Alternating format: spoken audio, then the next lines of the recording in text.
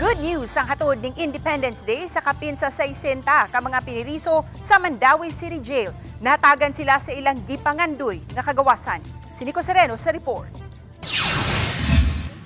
Independence para kanila.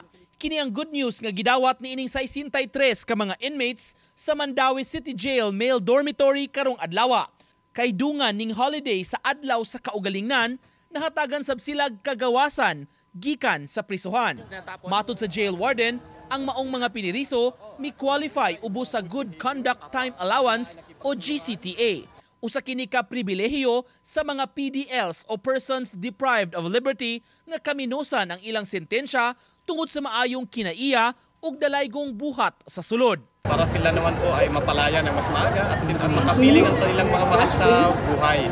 At dito nakamit nila ang criteria upang sila ay mapalaya natin through GCTA. Karong hapon lang hingpit nga na proseso ang release sa maong mga persons deprived of liberty. Human makuha ang ilang discharge order ug bitbit ang ilang magamit, napagawas na sila gikan sa prisuhan sa may barangay Basak. Dala ang bag-ong pag-asa ug kinabuhi alang kanila.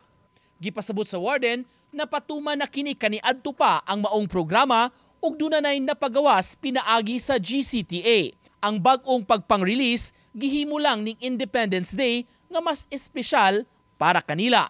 Sila ay nakipagtulungan, nakiisa sa pamunuan ng BJMP, nakipagtulungan upang ang ating bitan ay magkaroon ng kapayapaan, katahimikan, kaayusan at katiwasayan.